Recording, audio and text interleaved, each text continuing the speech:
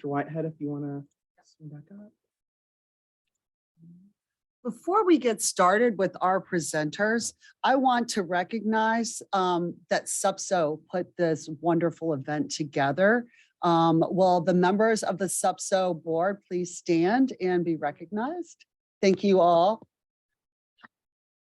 Nitty's already standing. Get up, Ariel. And I especially want to appreciate the president of SUPSO, Christian Maldonado. Christian has poured his heart and soul into making SUPSO successful this year with the help and the love of his great board. He made this a success. So while you're munching on wonderful snacks afterwards, thank Christian, right? And while you're enjoying this beautiful venue and the smoothness of the program, thank Christian. So with that, I want to, I'll come up. The way that we're going to run this tonight is I will introduce each of our speakers, and then I will facilitate a short Q&A, and Christian will be running the online questions so that our online audience can also fully participate. And then we will switch to the next speaker. And at the end, we'll have a little wrap up, and then I'll tell you where the snacks are. And that's a secret until we get done. Oh, all right. It's so much easier to do it this way.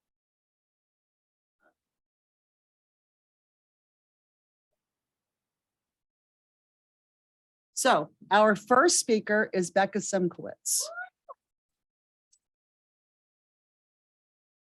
It was my honor to be Becca's mentor and to work with her on her capstone for the last year. And she's got a really great presentation. So turn it over to you, Becca. All right, thank you. Can you hear me? Okay, great. I'm Becca Szymkowicz.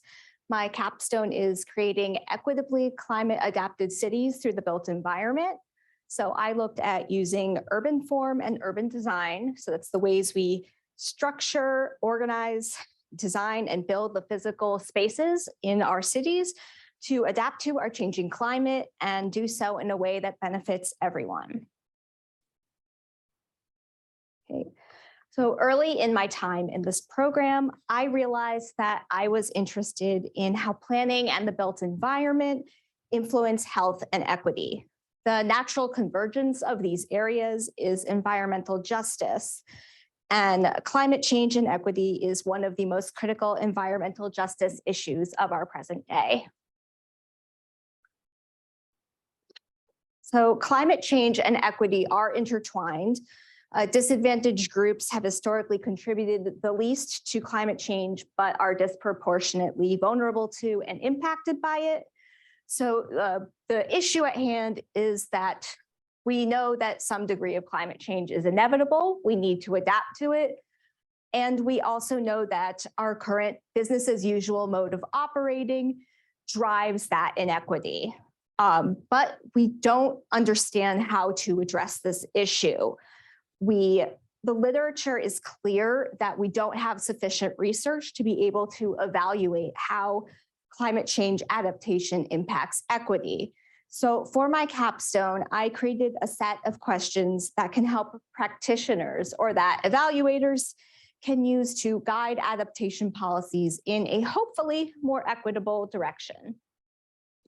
So to do this, I looked at 3 urban design strategies and 3 case study cities. For design strategies, I looked at land use and zoning, green infrastructure, and what I will refer to here as green buildings. And my case studies cities are New Orleans, Louisiana, Vancouver, British Columbia, and Singapore. So for the design strategies, I looked at the state of practice for each, how they are used to adapt to climate change and equity considerations. And for my case studies, I reviewed their histories of climate policy, their current policies, how they use each of these design strategies for adaptation, and how each city addresses equity in climate change policy. And this is what I found.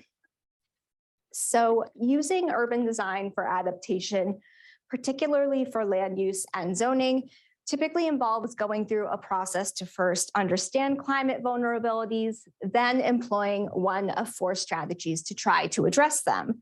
So protection, accommodation, that might be something like creating places for water to go after a heavy storm, retreat, so moving structures or development to a less vulnerable location, or avoidance, which is directing development away from high-risk areas. So unfortunately, studies indicate that land use for adaptation has not been equitably implemented to date. Historically disadvantaged groups are often not included in engagement and decision-making to the same degree as wealthier or more powerful counterparts. Adaptation investments are often prioritized in areas of higher economic value, and adaptation investments often lead to green gentrification, where these interventions increase land values such that these communities can no longer afford to live there, or where residents are removed to make way for adaptation interventions. So I use the term green infrastructure to refer to nature-based solutions that can provide ecosystem services. So examples include bioretention basins, rain barrels, permeable pavement, green roofs, and green spaces. So green infrastructure is proven to be effective for improving resilience to multiple climate hazards, such as stormwater management, temperature regulation, and improving air quality, and can often provide multiple of these benefits. But unfortunately, like land use, if it's not done well, it can exacerbate inequality. So there's a growing body of research that shows that urban greening can lead to green gentrification. And some studies have shown that green infrastructure is less likely to be implemented in areas with high levels of social vulnerability, despite there being a greater need for it in these locations. So further, if there can be other issues if the host community for the project is not sufficiently involved in planning it. Okay. Oh.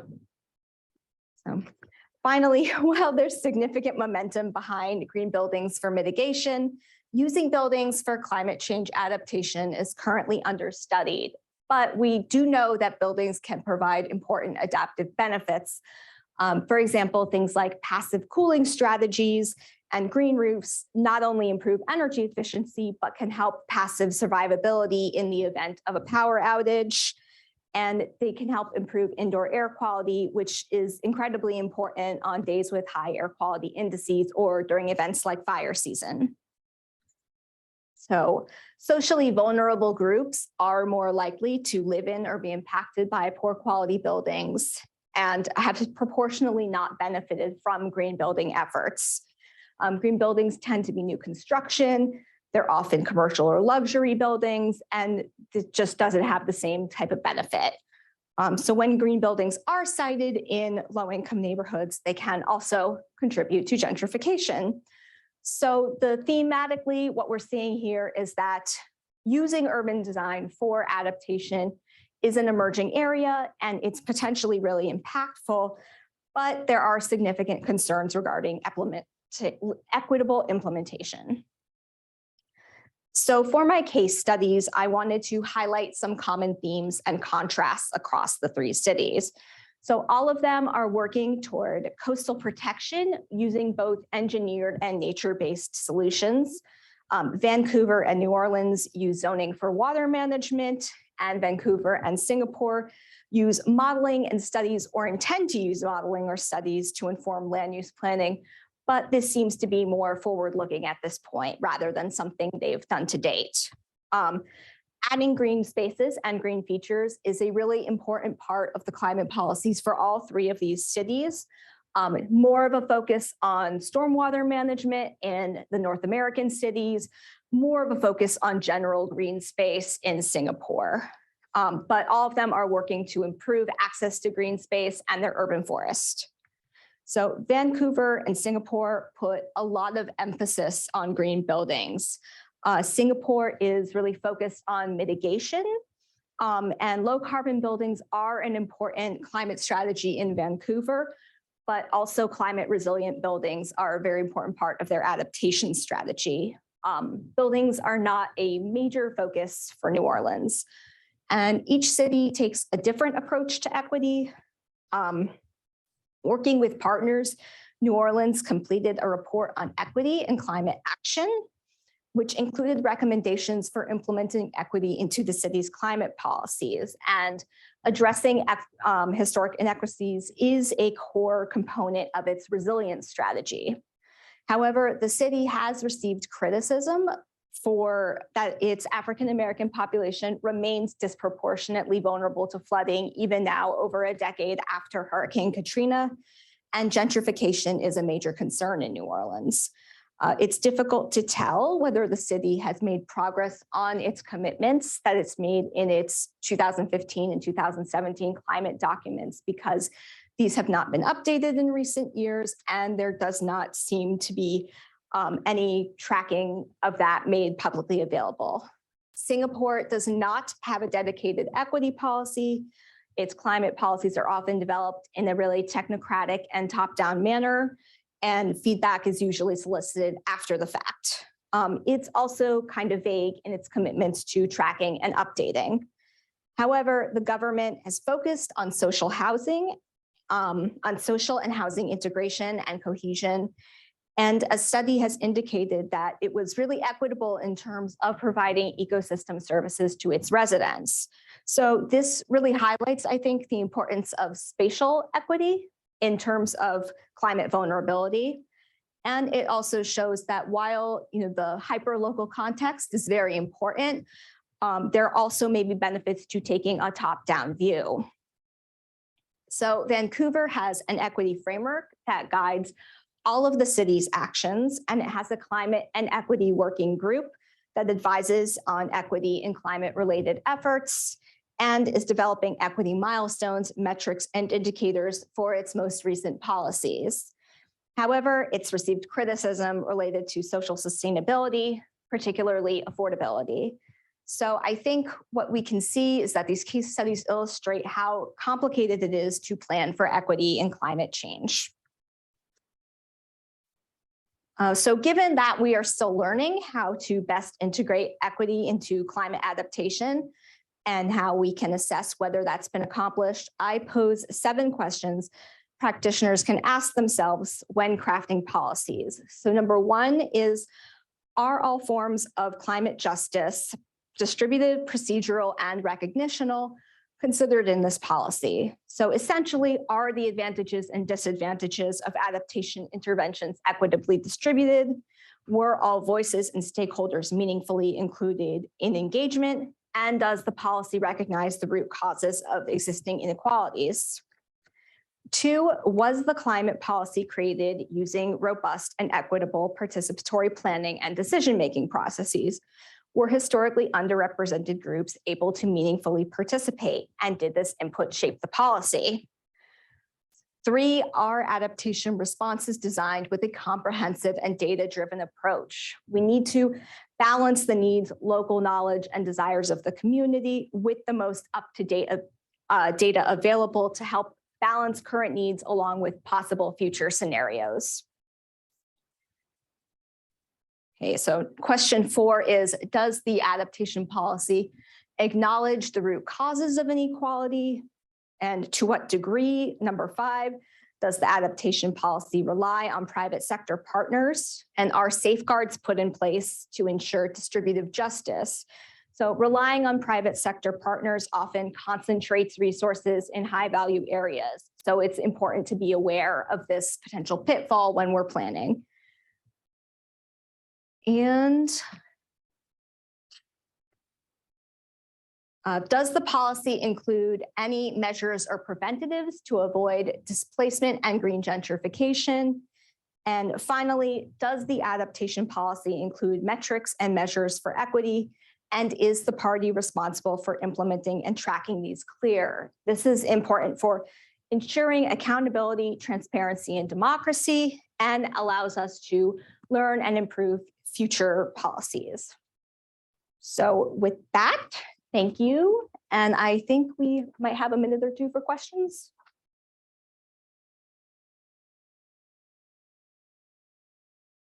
Thank you, Becca.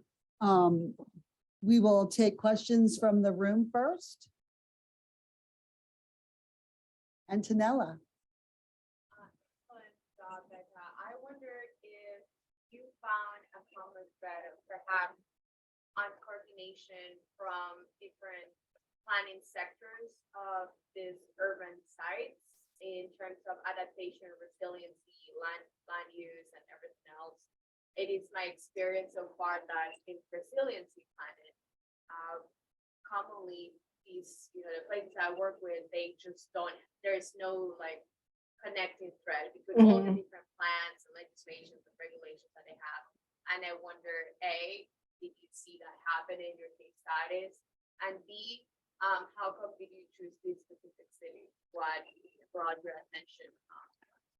Sure. So there was not a common thread among the cities. I thought, so Singapore did tend to be a little bit more so. They would technically usually have a particular body in charge of producing a document. They did it.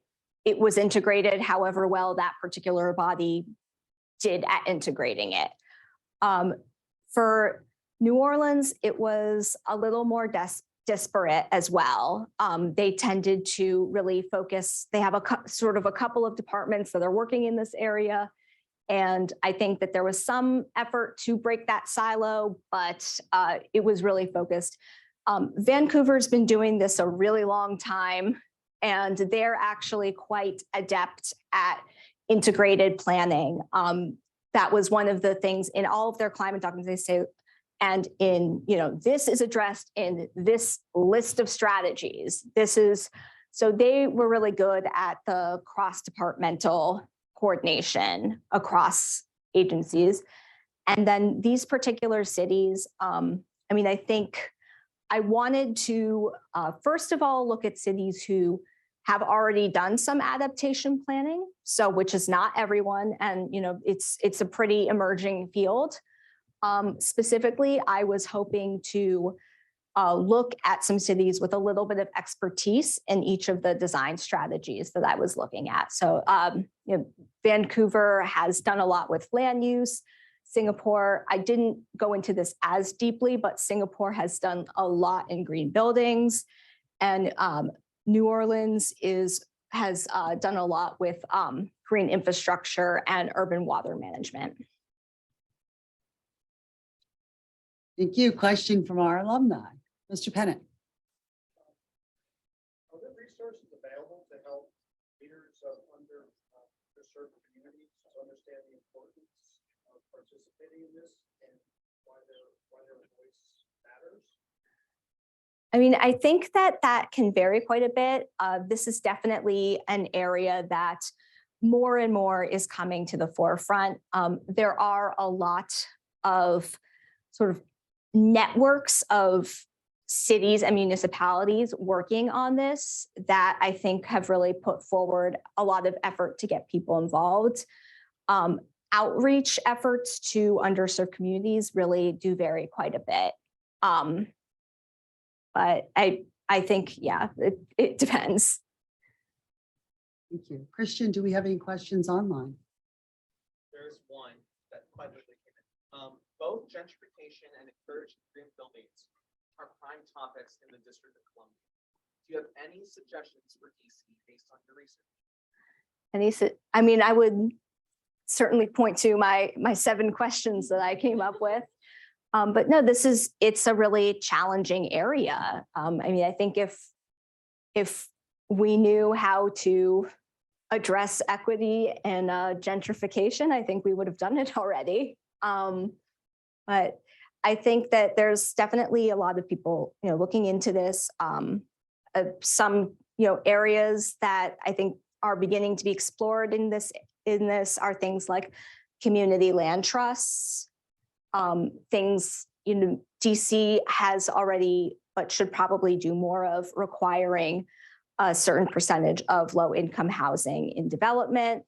And in general, I think, this all across the area, there are efforts to try and address the missing middle housing element to varying degrees of success. Thank you. Thank you, Becca. And Becca will be around for the reception if you have other questions.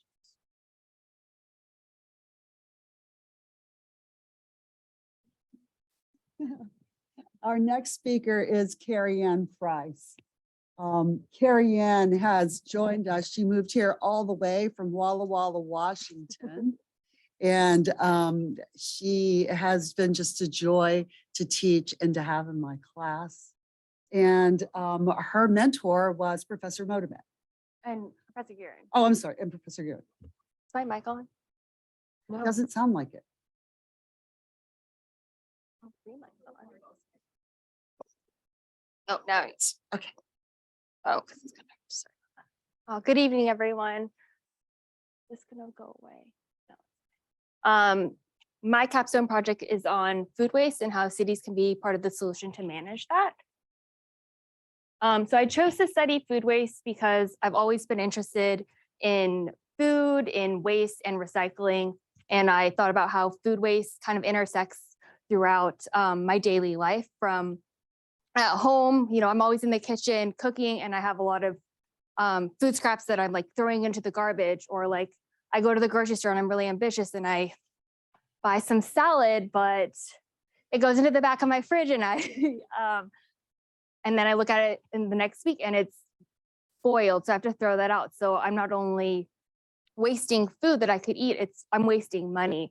And then at work, I work at a grocery store. So we come into a lot of food waste. And so I'm lucky enough to work with a small grocery store that's able to compost food waste through a local private compost hauler in DC.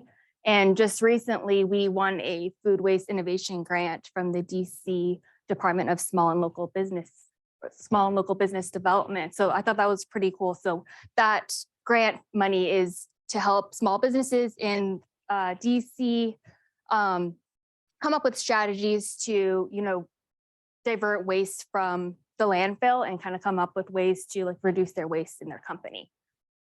And so there are other reasons why I am concerned about food waste.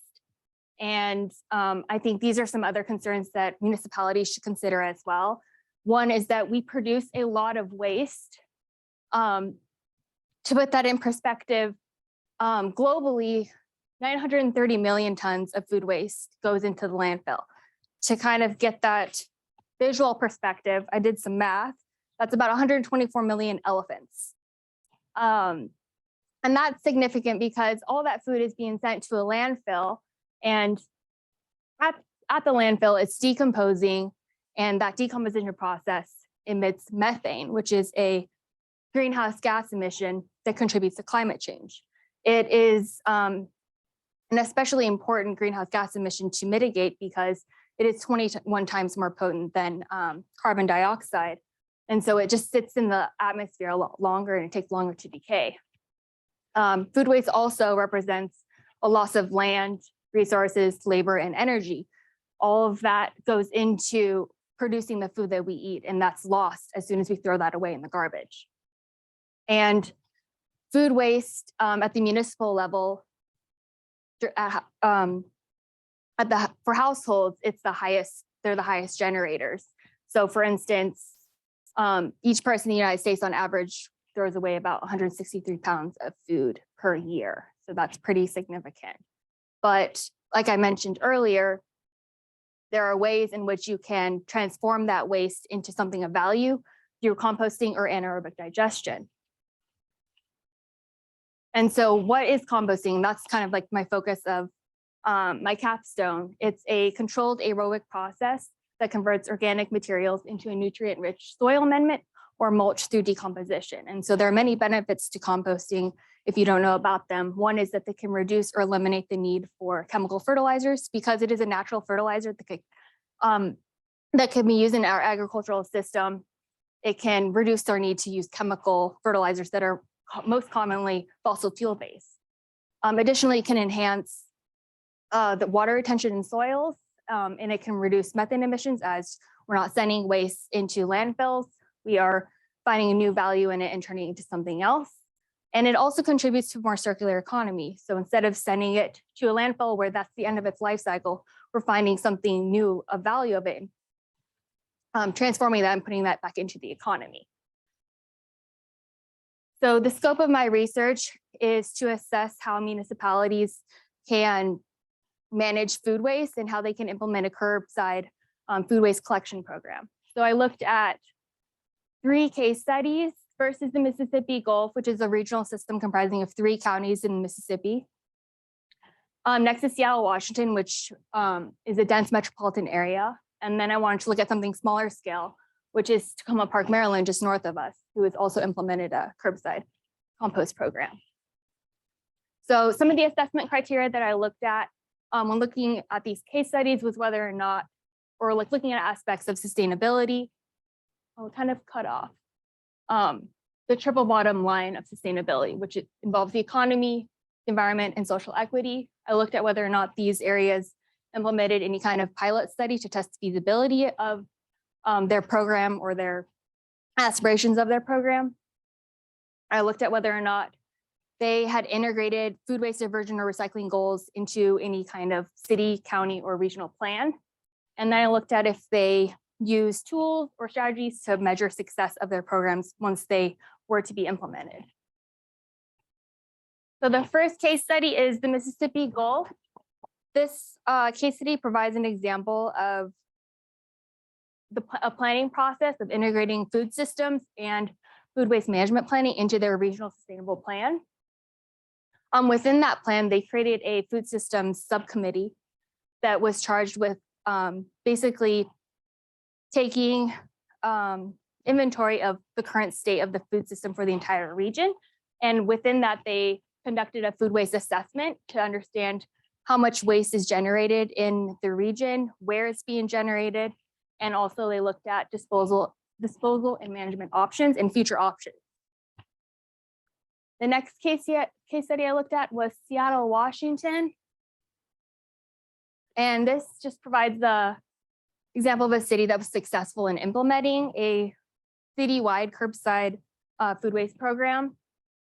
I looked in their climate action plan and various other plans, and it was integrated throughout. They've set a recycling goal that includes composting of a 70% rate by 2020.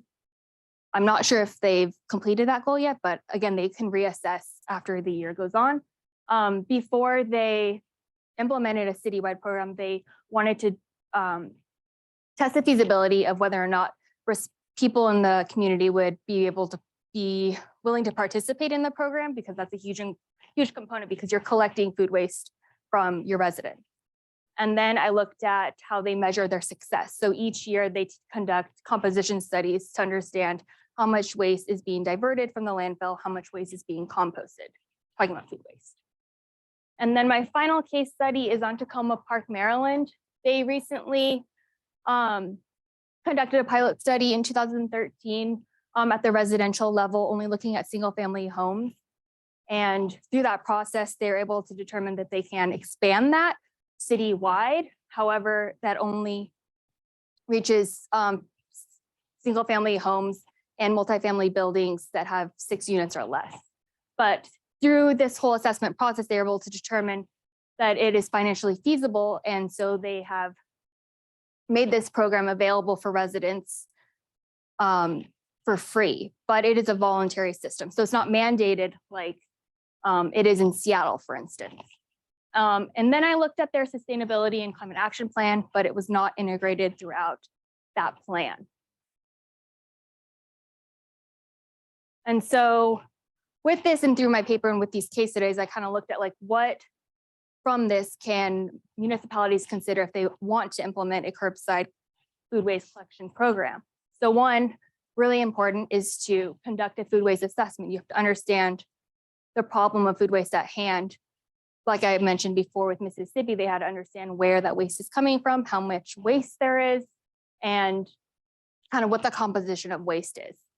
And then I think it's important for municipalities to develop an ongoing education and outreach program throughout this whole process, because you need the public to participate and you need to inform the public and educate them and provide workshops and various things to engage the public so your participation rates for the program are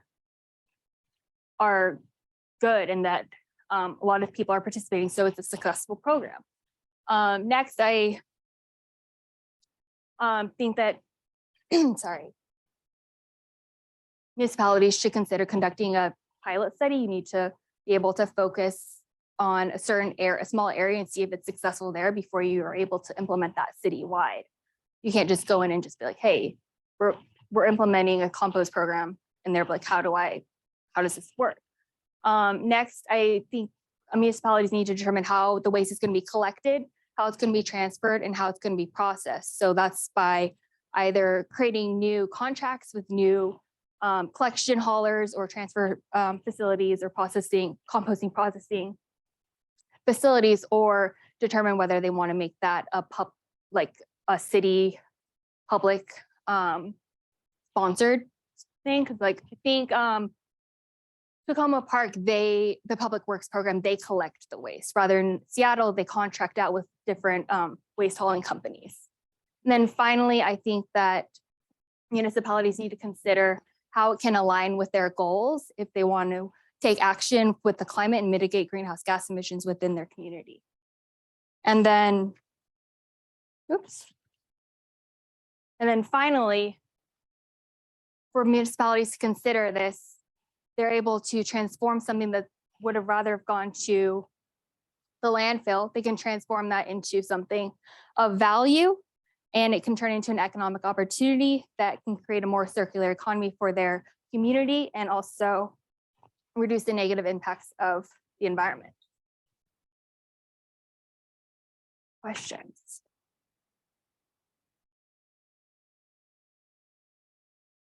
Thank you, Thank Ceriann. you.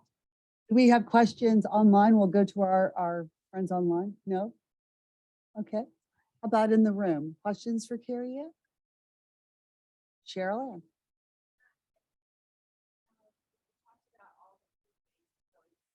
Yeah.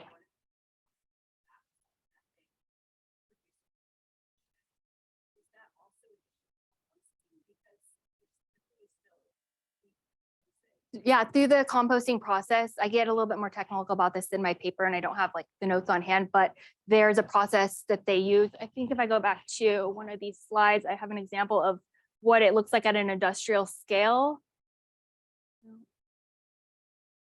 So there's these piles of compost here. It's mixed with different kinds of organic material. So it's not just food waste, just like sitting there. It's being mixed in with other like leaves or like bark or like other kind of organic materials. And it's mixed together and turned for X amount of time until it's like ready and mature enough. So that's a good question. I haven't looked into like if there are associated methane emissions with the composting process, but I'm sure there's probably some small amounts. Yeah. Matt, I'm going to use it.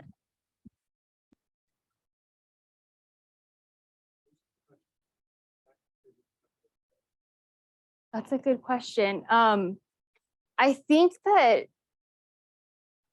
obviously we don't produce enough food because there's a lot of people that are food insecure.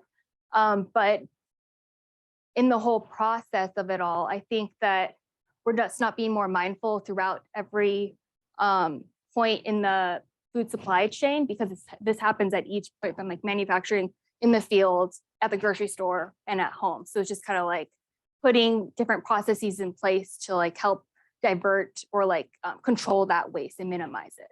And so with my specific capstone, I was looking at home and like within the city and how that can be controlled.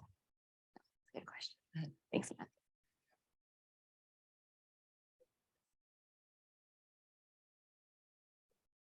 Sure.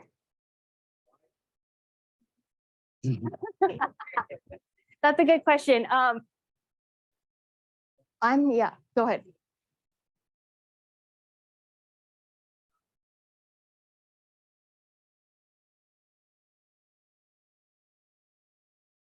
Yeah, it's a multitude of different reasons, I think, and it kind of comes down to like, oh, there's still a lot of cities in the United States that don't recycle and it's not mandated. So like looking at food waste is kind of like a whole completely new thing. And I think what's so nuanced about this too is that integrating food systems into planning is still not widespread. We're still just looking at the basics like housing, transportation, economic development. So it's just still like kind of new, but there are a lot of cities in the United States that have implemented curbside composting programs. And these are just like just some examples of ones, but I think financially it is something that if you're presenting this idea, if I'm presenting this idea to a city board or something, I have to have, the financials involved to make this appealing to a city that's going to pay for this, or like how are they looking towards methods of how they're going to pay for this. We have a question online.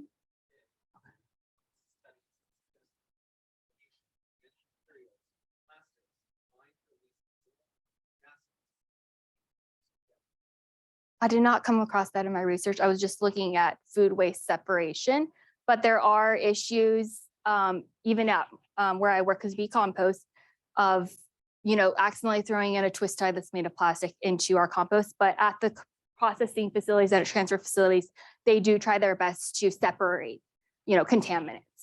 And there are cities, Seattle is one of them that kind of like examines how many contaminants are in the like food waste composition that they've collected. So they do work towards like removing that. So it's not part of the composting process.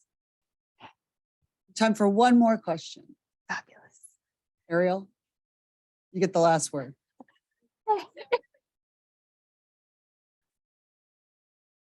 Yeah.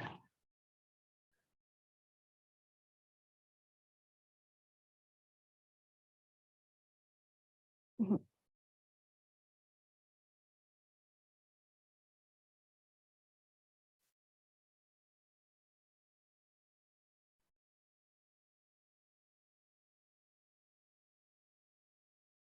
I do, and it's in my appendix to make it not so long, but I do kind of go into like the other food waste management strategies that are out there. And I did mention really briefly anaerobic digestion, which is a completely different process to manage waste in general, but food waste as well. But it's kind of mostly like organic waste. And that's a process that turns waste into fuel.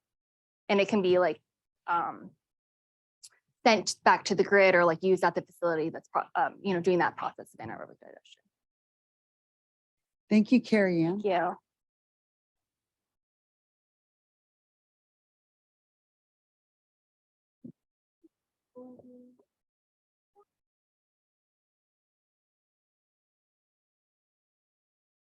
Our next speaker is Hiyab. Hiyab's mentor was Dr. Motamed, and Yes. Hiyab looked at a really interesting problem in her hometown. Can you guys hear me? Good. All right. Hi, everyone. I'm Hiyab. I'm an international student. I'm originally from Addis Ababa, Ethiopia. So during my 2 years in this program, I've focused most of my class projects on studying, developing cities, looking at sustainable urban practices that are being applied or that could be applied, because eventually I'd love to go back home to Addis or anywhere in Africa to help build sustainable and equitable communities. So for my final project, I've always known I wanted to do something about Addis, and I focused on water, specifically the water supply system, because water is a basic need. And if every resident in our cities aren't supplied with water, there's no way a city will thrive. So just to give you a brief overview of what my capstone project is going to look like, it's going to be an intersection of climate change, urban planning, and water supply system in Addis.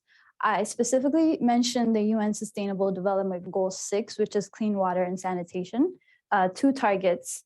And I talk a bit about the case study area. I mentioned some things that are relevant to the water supply system, such as the elevation, the urban growth rate, and so on. I finally go into the existing condition of the water supply system. What are the challenges, how well it's performing? And finally, I'm gonna according to my analysis, I'm gonna mention what the shortfalls are and present recommendations. So as I mentioned, the UN SDG 6 is clean water and sanitation. And I'd like to highlight the two targets, target 1 and 4. The first target is safe and affordable drinking water. The fourth target is increasing water use, efficiency, and ensure fresh water supplies. We all know that water is a basic need, but without water, there's no economic growth for a city, no productivity. We can't provide better health, better education. So when we deprive our cities of water, deprive our residents of water, we're depriving them of all these opportunities. So where does Addis get its water from? Addis is one of the fastest growing economies in the world. The urban growth rate is about 4.43%. So every year, there's more and more people moving into the city.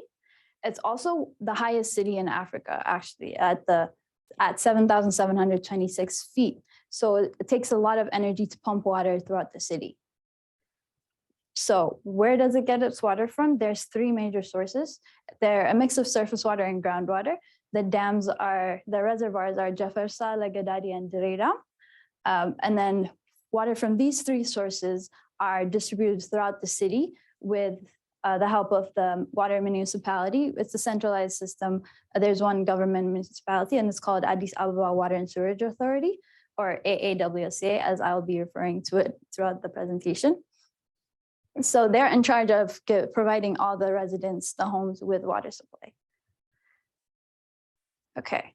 So to see how well Addis is performing with the water supply system, I looked at what % of people are actually getting safely managed water supplies. This includes piped water, public taps, boreholes, duck holes, and so on. Basically water that's been treated, that's not contaminated. And I found that it's only 39% of the urban population in Ethiopia gets clean water. This is very low considering the amount of urban growth in the country. As you can see, it's been a very steady increase. In 2001, it was 35%, which is still very low. So it hasn't increased that much. And however, this is just this is the whole Ethiopia, the urban areas in Ethiopia. So I took a better look specifically at Addis, and I found that according to AAWSA, 80% of the area of Addis is covered. There's piped water coverage for 80% of Addis. So you would think that a substantial amount of the population gets piped water supply. However, 50 to 60% of water demand is still unmet. That's a big gap. The per capita water supply is expected to be 110 liters per day, but in Addis, it's 40 liters per day. So one person gets 70 liters less than they should be getting. One of the reasons for this big gap is there is unaccounted for water. So there's water being treated, but it's not the same amount of water that gets to the pipes of people. And we call this non-revenue water. So non-revenue water is basically water that leaks from the pipes. It could be caused by outdated infrastructure or construction accidents. They hit the pipes and then it bursts. A lot of water was wasted. So we can calculate this by subtracting the water billed, so what we get in our faucets, from the total water treated or produced from the wastewater treatment plants. And it was found that 45% of the total produced water in Ethiopia, in Addis actually, is non-revenue water. So almost half of the water being produced is not even getting to the residents. I also wanted to take a look at how unevenly it's distributed within Addis. So as you can see, the red areas, there's less than 60% piped water coverage. These areas are also the areas that are more highly populated. There's more residents in this area, and there's also a lot of informal settlements like you see in this picture. So to get connected to the pipe water system in Addis, you'll need to provide land ownership documents, and informal settlements, people living in informal settlements don't usually have this, so they can't connect their homes to the piped water supply. So what happens is they usually travel to 1 to 2 kilometers from their homes and have to carry these large containers pour all this water and then carry them back to their homes, ration it for multiple days. So it's not a very productive way of living. Yeah. So from my analysis, I found that there's four major things causing the water supply system shortfalls. The first one is infrastructure. As I mentioned, it's outdated, it's causing a lot of leaks, and it needs to be addressed. The second one is climate change. Not only are we wasting the water, but we're already getting less water as it is. The water collected in the reservoirs, the Legadadi and Jefferson of the reservoirs is less and less each year. And with the IPCC projections, it was found that in 2039, there might not be any water collected in the reservoirs. So this is a big issue that the city needs to deal with. It's also a global issue. So that's going to impact the country. Another thing that needs to be addressed is policy. The water-based policies that exist right now don't take into consideration the informal settlements. So the policies need to be reevaluated and looked at from a different lens. The fourth one is administrative issues.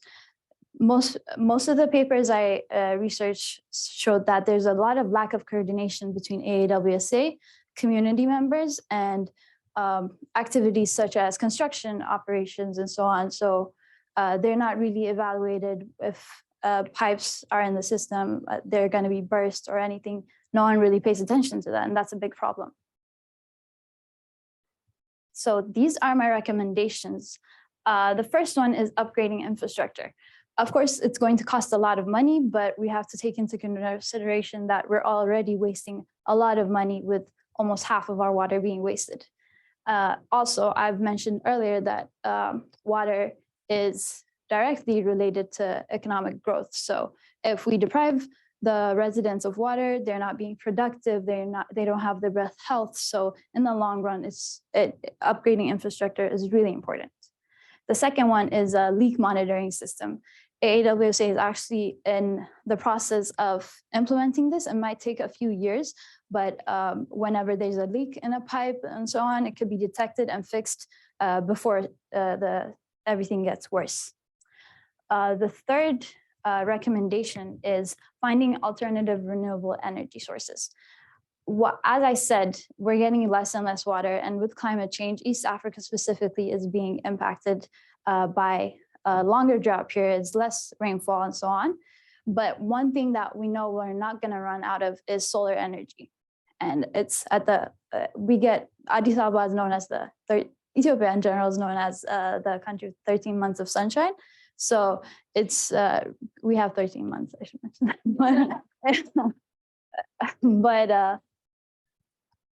Yeah, so the sun will never run out of solar energy. So this is definitely something we can harness and take advantage of. Solar energy could be a great resource to pump waters to the pipes since it's at a higher elevation.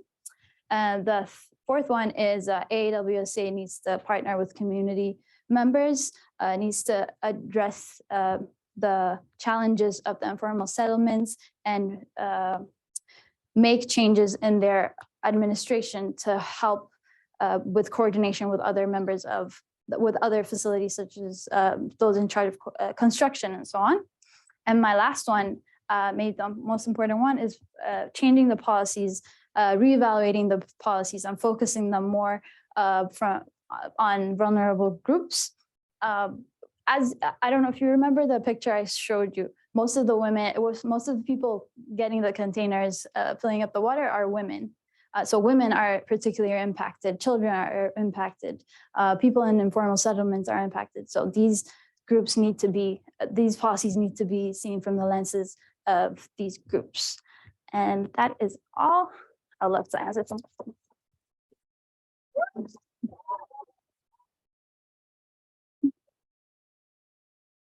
Thank you, Hiyab. Are there questions in the room for Hiyab? Donna. Thank you.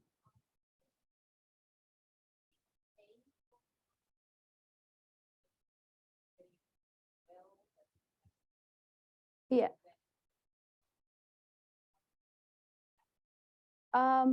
There is actually a problem with water theft, but the people do pay for their water. It's one of the water-based policies is the more water you use, the more you pay. So it's not fair for lower income communities. So there is definitely water theft, especially with the burst pipes. It's very vulnerable to water theft. Yeah. Any questions? Antonella. It's an excellent presentation. I wonder if you, in your research, you identify, besides this wonderful foundation, any other opportunities to integrate,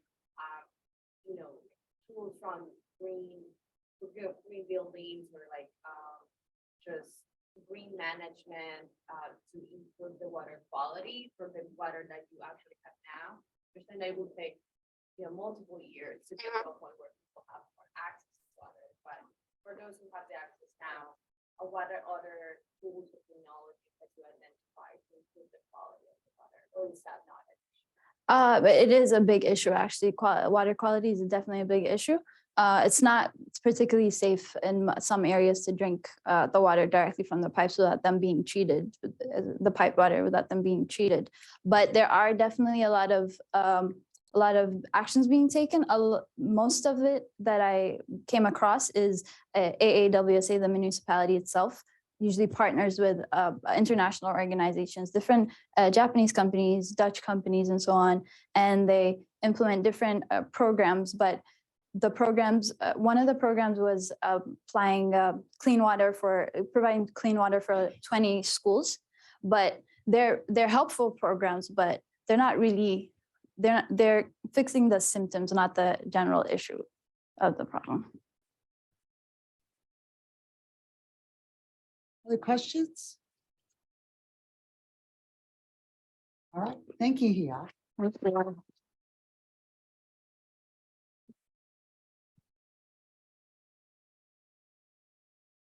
Our next speaker is Raven Nee. I had the privilege of being Raven's mentor and working with her on this capstone for about a year, maybe a Yeah, little more. I think it's a lot more, but it feels like a lot more at least. So thank you so much. So I'm going to talk about intersectional zoning, which is a new framework that I'm proposing we can use to increase equity through our land use planning. And so first off, a little background on the origin of urban planning. It's initially intended for two main purposes, which is firstly to protect public health, and secondly to protect property values.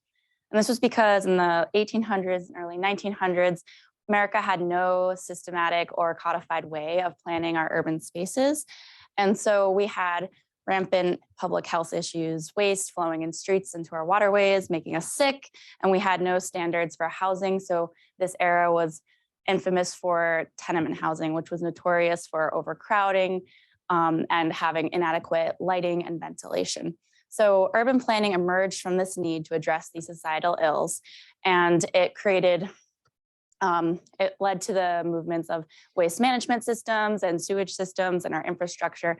And it also led to our first and most important tool as urban planners, which is zoning. So at its most basic definition, zoning is a separation of land based on acceptable use. And so I have a slightly oversimplified map here, but to get the idea of the traditional zoning we've used in America, which is also known as functional zoning or Euclidean zoning. And so you can see we have our yellow parcels, our single family residential, which Euclidean zoning highly emphasizes and prioritizes because America, and we love our suburbs, we want our backyard. And then we have our commercial district, our multifamily residential, and we have open and green spaces. And you can see how stratified this all is. And the reason is it was intended to separate incompatible uses. For example, nobody wants a landfill in their backyard, and no one wants their kids going to school next to a polluting factory. However, there is a downside to all of this, and zoning has earned the moniker exclusionary zoning, and that is because it's led to really terrible impacts on every aspect of our societies. And you wouldn't think it, but it actually does impact every sector of our life. So all of these spheres up here on the screen are impacted by land use and zoning. And there's a laundry list of the negative impacts specifically for equity and marginalized communities. specifically low income and communities of color.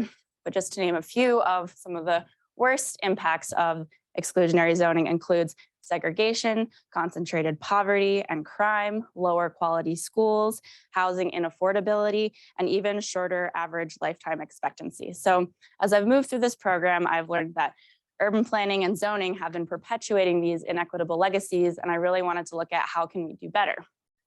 So why is this important and why am I specifically interested in it? Since I was a young person, I've really loved the interconnections between the environment and society, the natural world and the built environment. And so I really highly value sustainability. And I've cared deeply about social, environmental, and climate justice. So as I've moved through this program, I've used this widely accepted definition of sustainability. And this says that the spheres of the economy, society, and the environment need to be in balance. If they're not, if one is benefiting at the expense of another, at some point the system's going to fail and it won't be sustainable. It won't be able to sustain itself. It won't be bearable, equitable, or viable. So if we want our communities to be truly sustainability, we need to make sure all of these things are considered. And so in considering sustainability, I was also very interested in what we fondly term in this program as the JEDI principles, which is just an acronym for justice, equity, diversity, and inclusion. And so I've cared really deeply about this. And although I'm not talking about Star Wars, we do know that there is a dark side to zoning. And I was very, very inspired by this quote that Dr. Whitehead says almost once a semester, and that is that planning for those with the fewest choices will increase equity and quality of life for not just those vulnerable communities, but everyone in our communities. And what I love about this, and Dr. Whitehead and I talked about this the other day, is that this is not the same thing as saying that a rising tide lifts all boats. This definitely refutes that, because that is inherently false, because if you do not have a boat, you are sinking or swimming, and you are. So as urban planners, we impact all these different spheres of both the natural and built environment and society. So we really have to think about what our impact is and what we want it to be if we're going to make truly just, equitable, diverse and inclusive communities. And if we want them to be truly sustainable, we have to be thinking about those with the fewest choices. So for my research, what I did is I looked at what's been done before. And I kind of came up with 4 main categories of tools and zoning types and movements that have been used to address one sphere or another as far as the sustainability Venn diagram goes. So from zoning reform, I had everything from form-based codes to having no zoning code. And urban planning movements, everything ranged from new urbanism to market urbanist zoning. For complementary tools and paradigms, they might not technically be embedded in the urban planning scholarship, but they are very much so complementary. So that included everything from health and all policies framework to grassroots and anti-racism movements. And finally, I looked at individual policies, and abolishing single family zoning is one of the most popular ways to start to combat these negative ills that have come from exclusionary zoning. But this has pitfalls, and we have to be really careful about how we use it, because it can lead to gentrification. And covenants have been historically racist. Ordinances and land banking can be hard to institute, or for communities to really move the direction of these options. And then we have inclusionary zoning. And I love the idea of inclusionary zoning, but it is not a type of zoning. It's actually just an incentive for developers to increase their number of affordable units. And so it's really not getting at the real root issue. It's not addressing all of these other things that are coming from exclusionary zoning. So for my analysis, I took each of the things in each of the 4 categories. I don't expect you to read the entire slide. It is a very busy slide, but I just wanted to have you have an idea of what my analysis looked like. So I basically took whatever paradigm or policy, and then I looked at how it positively or negatively impacted the economy, society, and the environment. So I did that for everything. And although some of the different paradigms get at 1 or 2 of the circles, nothing holistically positively impacted all 3 spheres, because nothing was including the values of JEDI, the JEDI values, let's just call them that, it's shorter to say, and built in. So this brought me to the fact that urban planning needs a new framework, which is an intersectional framework. For those of you that may not know, intersectionality emerged from the feminist movement. It is credited with critical race theorists, Kimberly Crenshaw, and she introduced this term in 1989 to the scholarly literature. And she said that we cannot understand the systems of oppression and discrimination that women face unless we understand the intersecting parts of their identity. As a woman, you're going to experience different barriers or opportunities based on your race and ethnicity, your sexuality, your gender, whether you are able-bodied or disabled, both mentally and physically, your nationality, your language, your religion, and your age. All of these things are interconnected and they inform how we move through society and what barriers or opportunities are available to us. And so I've already said there's a laundry list of ways that zoning already impacts all of these spheres of identity, but this is the missing link. We're not comprehensively looking at those communities that are historically overlooked and marginalized, and we need to think about that in our land use decisions. So I came up with a rubric. My hope is that urban planning professionals and municipal governments and even local nonprofits or local community activists can take this rubric and they can say, let's look at all these different spheres, housing, transportation, et cetera. And they can say, all right, how are we performing? What are the positive things that we're doing for the economy? Do we have a low housing burden? Do we have a high housing burden? Same, like how many people are housed versus how many people are homeless? Do we have energy efficient homes, or do we have inadequate housing that is run down and being vandalized? This is going to give everyone a baseline to measure exactly how they're performing in terms of equity, and then they can start to consider what options they have to increase equity and increase sustainability in their communities. So this is just a sample of the toolkit I've also created, and basically you can say, we know we weren't performing well in housing as far as having affordable housing. So things we can do for strategies include an inclusionary zoning policy, or if we want to make sure that we're providing for different types of needs, we can eliminate single family zoning to provide for the middle missing housing, or even allow accessory dwelling units. These are just a few suggestions. And so what I really love about planning for equity is that it gives everyone more choices, and it's not going to take away anything from anyone else. So for example, if you make a sidewalk or an entrance to a building more accessible to someone that's wheelchair bound or handicapped, a fully able-bodied walking person is not going to say, this is really inconvenient. They're going to say, wow, there's a railing. This is a nice grade. Or maybe you're temporarily sprained your ankle and you just need a little extra help. A ramp or an elevator is going to be a lot easier to use. And then, of course, there is the moral argument for pursuing sustainability and equity, but there's also the economic argument. And as I was doing my analysis, I found that I was trying to see, what is one thing that impacts just housing or just the economy or just transportation, and everything impacts everything else. You can't stratify those impacts. And so you really need to consider them. And again, there's an economic argument for these things. If you make streets safer for pedestrians, it's going to make it safer for bicyclists and motorists, and you're going to have less accidents and less associated costs. And the same thing with healthcare and public health. If you increase your public health by increasing walkability in cities and access to nutritional and healthy foods, health is going to be increased and there's going to be less associated healthcare costs. And so my takeaway is that intersectional zoning will not be a new type of zoning, or maybe one day it will be, but my hope is that it will be a framework that we can use to make sure that our communities are truly equitable, resilient, increase quality of life, and increase true sustainability in not only our communities, but also our cities. So that is my presentation.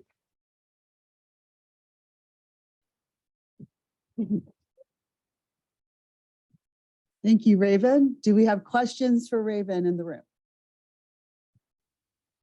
You have stunned them and looks like Mr. Pennett has a question.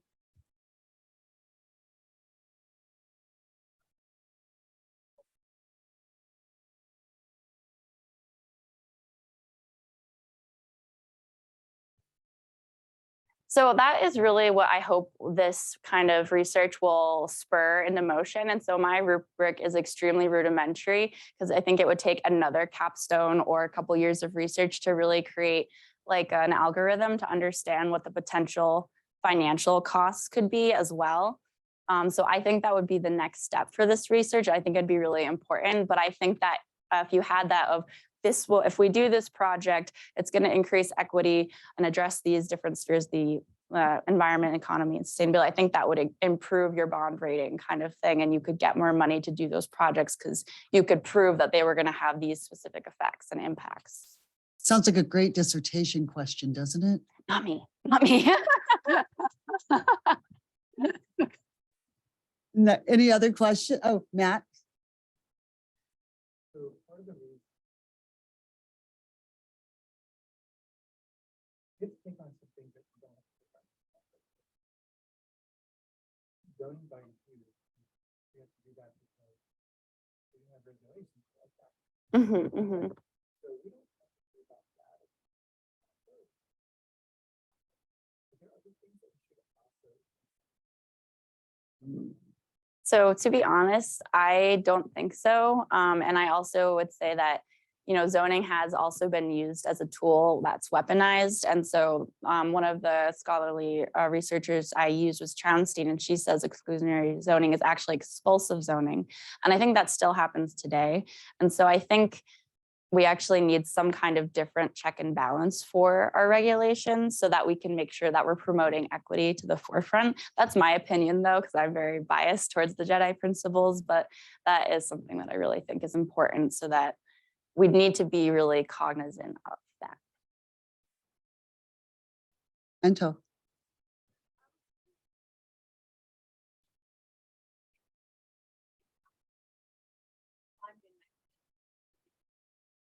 I know that what you're proposing is very new, probably not nothing out there yet, or it's not what's your vision for this type of zoning, because it's one thing to take it from like the framework and what the regulation is, and the other is making the capital the best of different areas, right? So we are already struggling to bring capital in areas that have created all this mechanisms to do so.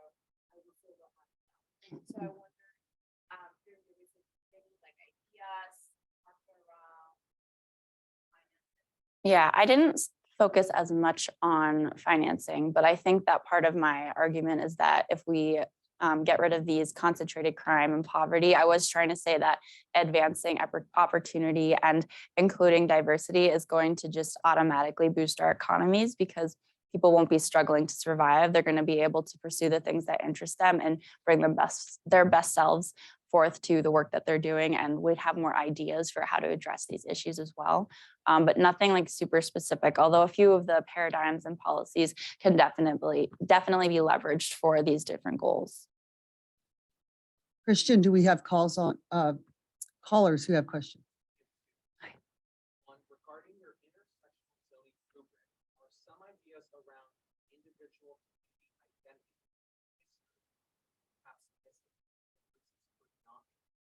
So that was just a sample, and I actually do have a section where I think it's really important to honor the history of the community.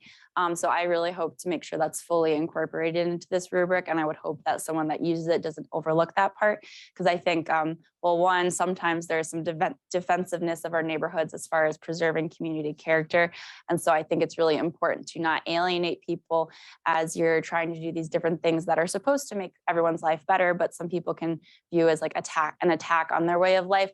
Or for historically marginalized communities, they're used to new things coming in and leading to gentrification. So how to be sensitive to those needs and the previous histories of what have happened there.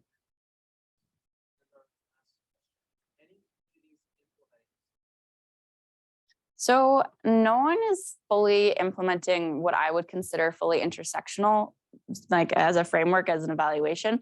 There has more recently in the literature been introduced intersectional urbanism, but I found so few articles on it. It's completely under research. And so I'm really hoping that this report will add to that scholarly research around the term intersectional, because a lot of those paradigms that I mentioned are supposed to create these sustainable communities, but they just miss the mark in one sphere or another. Thank you, Raven. Thank you. Now we're going to bring up our final speaker of the evening, Melissa Pennett. Jesus. Melissa's mentor is Professor Dalby, who's with us this evening. Hi, everyone. Last one. Thanks for holding out this long. So, I'm very excited to share with you today my capstone presentation entitled Plasticity, One Material's Impact on the Urban Landscape. So looking around, look up, look down, what do you see? It's all plastic. This is plastic, the floors are plastic, the chairs are sitting on, it's all plastic. But how did this one material that's only been around since post-World War II in the 1940s become so ingrained, so ubiquitous in our urban landscape that it's almost invisible to your naked eye? You go through your day and it's plastic is all around you, but you don't even see it anymore because it's there, but you're not looking for it. So for my capstone project, I really wanted to take this idea of this material, this idea of plastics, and really look at it from a holistic perspective about how it's impacted our urban landscape. Plastic, we love to demonize. We love to see it in the headlines as this great villain. But less than 50 years ago, it was a miracle material. It was the hero. So how did we get here? What happened? So my capstone project, I looked at 6 distinct chapters of plastic in our urban landscape. The first one being cars and roads, urban sprawl, grocery stores, consumer behavior, litter, and recycling as 6 distinct aspects of urban planning that has also greatly been impacted by plastics. Before we can get into all of that, what is plastics? And a better question to ask is what is in plastic today? So the term that we use, plastics, vaguely suggests a synthetic medium that is able to be molded and shaped into various forms. We see it in different colors, different textures, different flexibilities, densities, all made from the same basic process of the waste material from making oil production, the byproduct of oil production, add some water, add some electricity, you have the basic chemical composition of a plastic polymer. And these polymers are able to be manipulated by the manufacturers into the products we know, we love, and sometimes hate today. Taking all of that into mind, since the very beginning of plastics introduction to our society, we created almost no synthetic materials in the 1920s. Less than 100 years ago, there was no synthetic material used. Today, as of 2022, we have more than 6 billion pounds of plastic produced annually, and that number is only supposed to increase. So it's a direct correlation and a direct linear relationship between plastics introduction in society and our population growth and our urbanization. So the symbiotic relationship of plastics and our environment is kind of what inspired my capstone project today. So getting into all of that, let's talk about cars. Many of you probably got here by car today, but cars are actually about 50% plastic by volume. Plastic's introduction into cars allowed it to be made quicker, cheaper, and easier. All of the different cars, makes, and models are made in the same manufacturing facilities. These plastic dashboards and bumpers, and even the glass reinforced plastic windshields are all able to be made and molded quickly, swiftly, cheaply, which has then been passed on to the consumer. And so cars have become almost a catalyst for urban development and then sprawl because it's been so cheap for us to have. Every American family today has 1, 2, 4, 10 cars because it's been cheap, and they're still expensive, don't get me wrong, but they're a lot cheaper than they once were. And this has really been a catalyst for urban growth, urban development, and sprawl. So sprawl, we all saw after World War II, there was a mass exodus from the cities to the suburbs. I'm a suburbanite, I get it, loved it. I like the large yard, the large house. And the car was really the influence that allowed sprawl to happen. We had bigger homes, bigger yards, and we were able to drive further and further away. We were able to drive to the grocery store. Grocery stores are all plastic. You walk in, plastic. Lines of shelves, lines of aisles, you're able to walk in, you grab a cart, which is plastic. You walk down the aisles, you pick up all the different products. But plastic's introduction into the grocery stores and into our food chain has been drastically improved the way that we eat. Plastic packaging keeps out air and moisture and dirt and germs, and it's allowed our food to stay healthy longer. It's able to be shipped from overseas or from other countries on our roads, on our planes. It's able to be introduced into our grocery stores, and then we're able to put it in the trunk of our cars, drive home, and into our refrigerators, which are also plastic. There's a reoccurring theme here that everything is really plastic. We put our food into our put our groceries into our fridge. We make dinner on our Teflon pans, which is plastic. We put it on our dinner table, which is probably a similar material to this, which is Formica. And we wrap it all up into Tupperware, another plastic product. We then microwave it into a plastic microwave to reheat it the next day. And the cycle goes on and on and on. There's a drastic symbiotic relationship between our human existence and plastic's existence in our society. So all that's good and well, but then here we are today, and plastic is also one of the major problems that we see in our society today. We see all these distressing images of dead sea animals washing up on shores, and they're literally strangled by plastic. Their stomachs are full of plastic they consume in the waterways. It's pretty sad. And we got here because plastic's infiltration into our urban society has changed the way we behave and changed our buying habits. We now can go into the store and buy bags of chips. We eat those chips in the car. There's no waste receptacle nearby, so what do? Toss it out the window. Plastics are so cheap that we no longer care about repurposing these items because we can just as easily buy it again. The toys that we had as kids, the Barbie dolls, the Legos, if they broke, if they got lost, they got damaged, what did you do? You bought new ones because you could, because they were so cheap. You didn't really care about it anymore because it was made of plastic. It wasn't a valuable material. It wasn't wood that could break or damage floors. It was plastic. So this change in behavior led to increased littering, and our urban form actually encouraged littering in a way. You see drive-throughs. You roll up in your car, you get food handed to you through a window. You eat the food in your car, what do you do with it?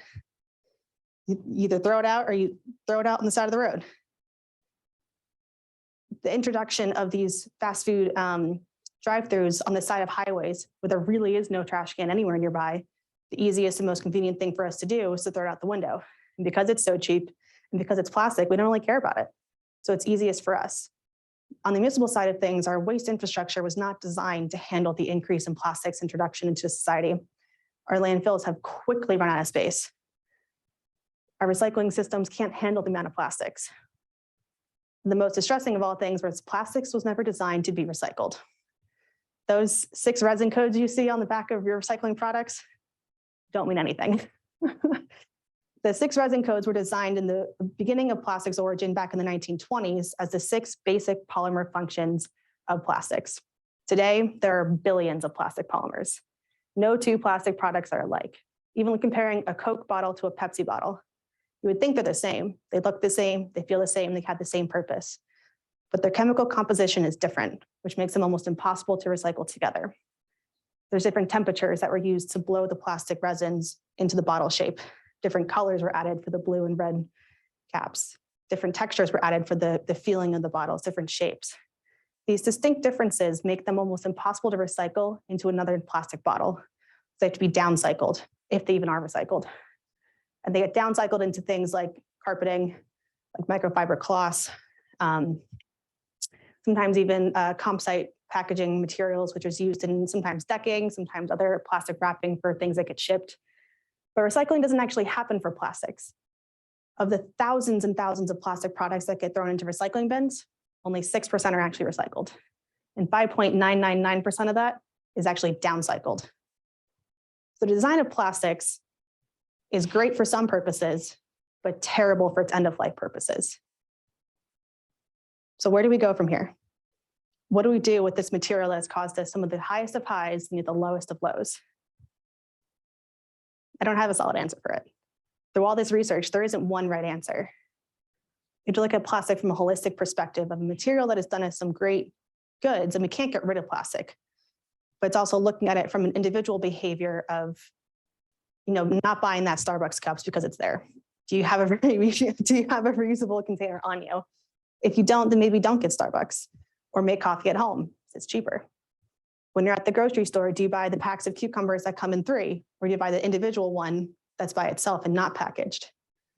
It's those little behaviors that can make a great difference on your personal consumer consumption.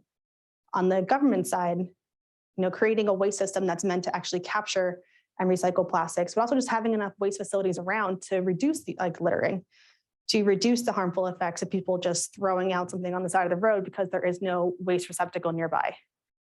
On the manufacturing side, it's designing products to be recycled or to be used again, or just to not break after the first time you use it.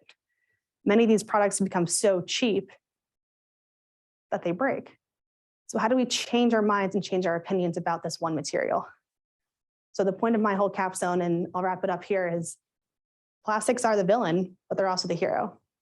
So the next time you're out and about in your daily life, take a look around you and look at, we're literally encased in a plastic bubble. Thank you.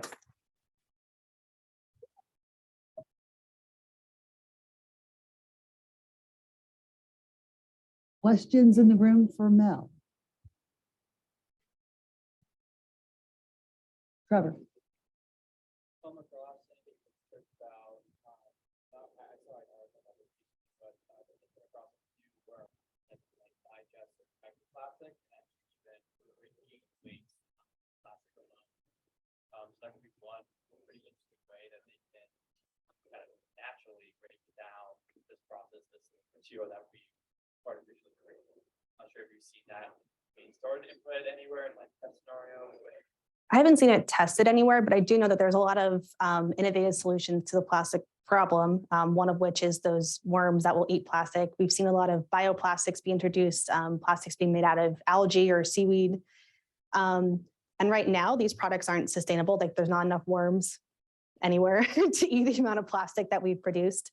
One of the most harrowing figures that I have in my full report is that every piece of plastic that's ever been produced still exists today in one way or another.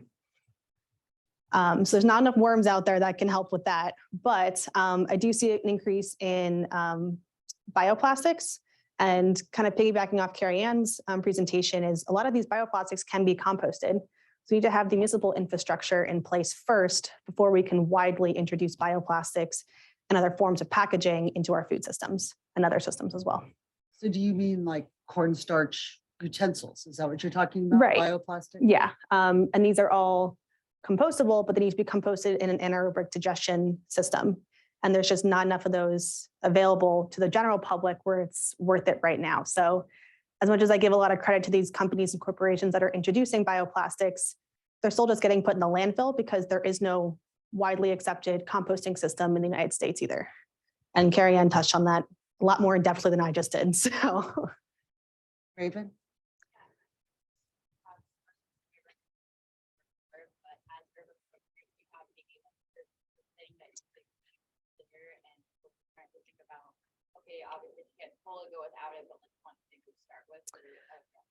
yeah, look at your convenience stores, look at your fast food restaurants. They're usually located all together off of the highway and away from anything else. So it's literally encouraging your natural behavior to purchase, bags of chips from the convenience stores and get that Slurpee and get your to-go coffee drink in the morning. But then what do you do with it? Either stays in your car forever and ever, you throw it out if you can, or you throw it out the window. So it's looking at where you place these commercial entities that are designed for food and designed for fast food, and where they are in relationship to other things. Like I always see a lot of fast food and convenience stores next to high schools, which encourages high school students to go and buy things. But is there enough waste receptacles, even at sports games? Is there enough waste receptacles to actually encourage people to put their trash or recycling in the correct waste receptacle? Christian, do we have questions online? Did you come across the polluter pays principle? Could be regulatory. Yeah, the polluter pays principle is very similar to EPR, which is extended producer responsibility. And that sounds like a great idea. And I know people are really pushing for it. They just passed a law in California for it, but it's not widely accepted enough to make a big enough impact. California being the first state to pass a law like that, I'm hoping to see it trickle down into all the other states, but it's a slow process. But even extended producer responsibility and polluter pays bills only really targets single-use materials. It doesn't target the wider use of plastics that we see, especially in shipping. We see a lot of things wrapped in plastic styrofoam or those styrofoam bead things or peanuts. Yes, that's the word for it. Even we see it in the air packaging that Amazon likes to use, which is all plastic, but they're not going to be impacted by the polluter pays bills because they're not a single-use item. That's my best friend in capital letters for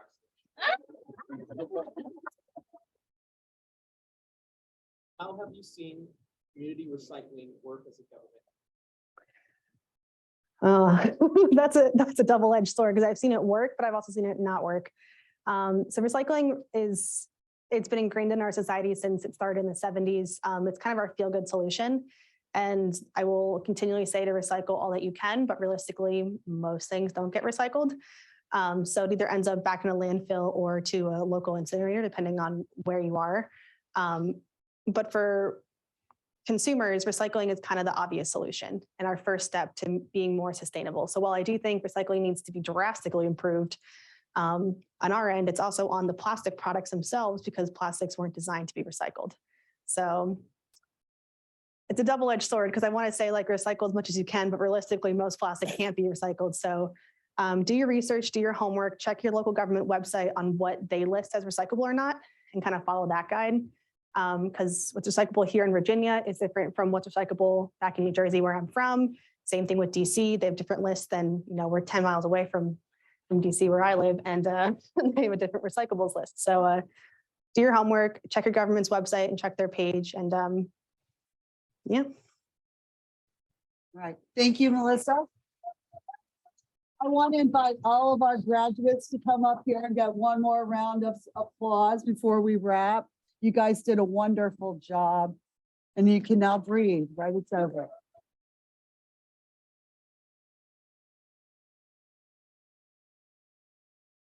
Thank you. We're supposed to do it together.